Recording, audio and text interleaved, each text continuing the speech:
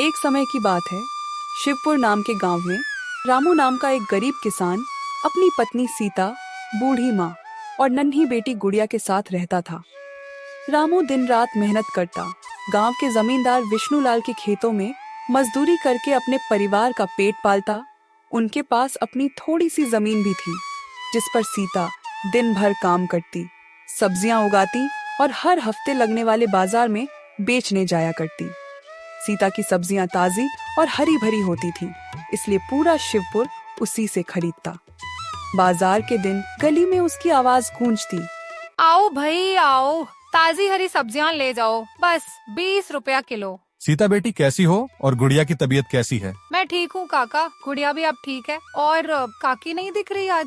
अरे वो तो मायके गई है, अब सारा रसोई का झंझट मुझे ही संभालना पड़ रहा है। सोचा क्यों ना सब्जियां तुमसे ले लूं। बहुत अच्छा किया काका, बताइए क्या दूं? 1 किलो टमाटर दे दो बेटी। लो काका, ये रहे आपके टमाटर। रामू की जमीन पर एक सूखा कुआं था। सालों से उसमें एक बूंद पानी भी नहीं था। गांव वालों के कुएं का पानी अपने खेतों की सिंचाई और खेती के लिए इस्तेमाल करती थी सीता। खेती के लिए वह पास के गांव के एक कुएं से पानी लाया करती, जिसका मालिक था कालूराम। अपने कुएं से पानी लेते देखकर कुएं के मालिक कालूराम को सीता से बहुत जलन होती थी। कालूराम को ये बात खटकती थी कि सीता उसके कुएं से पानी लेती है। एक दिन जब सीता अपने खेतों में मेहनत से काम कर रही थी, तभी वहाँ कुएं का मालिक कालूराम आता है। अरे सीता, कैसी हो? खेतों का काम कैसा चल रहा है? सब ठीक ठाक है? मैं ठीक हूँ चाचा, बस जैसे तैसे चला रही हूँ। मैं तुम्हें बहुत सालों से अपने कुएं का पानी देता आ रहा हूँ। अब मैं तुम्हें अपने कुएं का पानी नहीं दे सकता, क्योंकि गर्मियों का समय आने वाली है और मेरे कुएं में पानी बहुत कम हो गया है। देखो, मैं तुम्हें और पानी नहीं दे सकता। लेकिन चाचा, गर्मी तो अभी दूर है। अभी तो गर्मियों का समय आने में 2-3 महीने बाकी है। तब तक मैं अपने खेतों का काम कैसे करूँगी? आप ही बताइए चाचा। ये तुम्हारी दिक्कत है, तुम अपना समझो। मैं तुम्हें अपने कुएं का पानी नहीं दे सकता। माफ करना बेटी, ये तुम्हारी समस्या है। मैं पानी नहीं दे सकता। ये सुनकर सीता मन ही मन बहुत दुखी हो जाती है। सीता का दिल टूट गया। वो घर गई और घर जाकर अपने पति को सारी बातें बताती है। क्या अब क्या करेंगे हम? ये कैसी परेशानी आ पड़ी? अब हमारा घर का गुजारा कैसे होगा? भगवान पर भरोसा रखो, कोई ना कोई रास्ता जरूर निकलेगा। आप चिंता ना करो, ऊपर वाला सब देख रहा है। प्रभु हमारी मदद जरूर करेंगे। अच्छा ठीक है सीता, तुम जाकर आराम करो, अब मैं कालूराम चाचा से एक बार बात करता हूँ। यह कहकर रामू कालूराम काका से मिलने उनके घर की ओर निकल पड़ता है। रामू कालूराम काका के घर पहुंचा।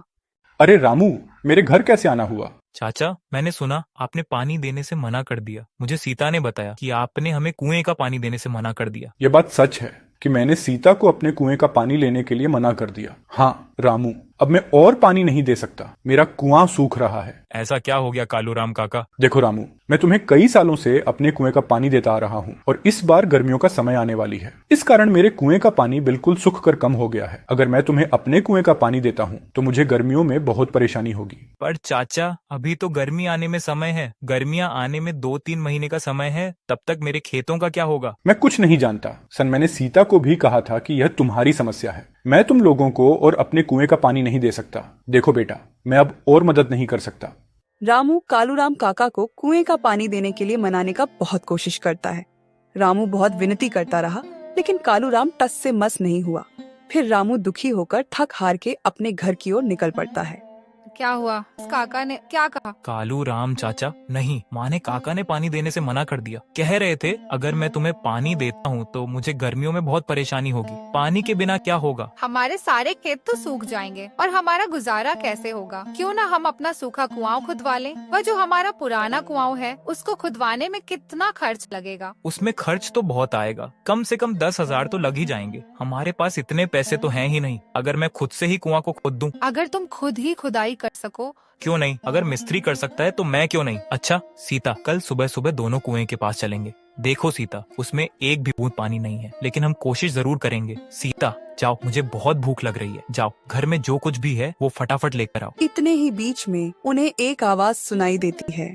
ये किसकी आवाज है? बेटा, कुछ खाने को मिलेगा क्या? हम खुद बहुत गरीब हैं। हम जैसे तैसे करके अपना जीवन गुजार रहे हैं। हमारे घर में कुछ बचा ही नहीं है। कोई बात नहीं बेटा, कोई बात नहीं। अब मैं चलता हूँ, किसी और के घर में भिक्षा मांगकर खा लूंगा। रुको बाबा, सीता, जो मेरे लिए चावल रखे थे वो बाबा को दे दो। हमारे घर में बाबा को देने लायक कुछ भी नहीं है। केवल थोड़े से चावल थे जो तुम्हारे लिए बचा कर रखे थे। अगर वह बाबा को दे देंगे तो तुम्हें भूखा रहना पड़ेगा। रुकिए बाबा, सीता जाओ और मेरे हिस्से का भोजन वह जाकर बाबा को दे दो। तुम मेरी उसकी चिंता मत करो, मैं बाबा को भूखा जाने दूंगा तो मुझसे भी खाना नहीं खाया जाएगा। जाओ वह भोजन लेकर आओ। सीता ने रामू के हिस्से का खाना बाबा को दे दिया। बाबा ने रामू को आशीर्वाद देते हुए कहा, धन्यवाद बेटा, धन्यवाद। तुम्हारा समय चाहे जैसा भी हो, भगवान तुम्हारे अच्छे कर्म देख रहा है, उसका फल जरूर मिलेगा।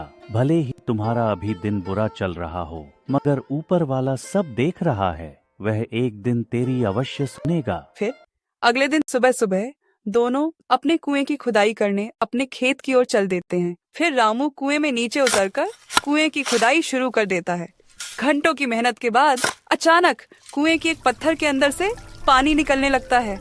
अरे यह पानी कहाँ से आ रहा है? मुझे तो अपनी आंखों पर विश्वास ही नहीं होता। मुझे लगता है यह सब मेरे अच्छे कर्मों का फल है जो मुझे मिला। बाबा जी सही कह रहे थे, तुम्हारे कर्मों का फल तुम्हें अवश्य मिलेगा। ऊपर वाले ने मेरी सुन ली। अब मैं इस पानी से अपने खेत की सिंचाई अच्छी तरह से कर सकूंगा। और ऊपर जाकर सीता से कहता है, सीता देखो, कुएं में पानी आ गया। यह हमारे अच्छे कर्मों का फल है। बाबा का आशीर्वाद सच हो गया। क्या आप सच कह रहे हो?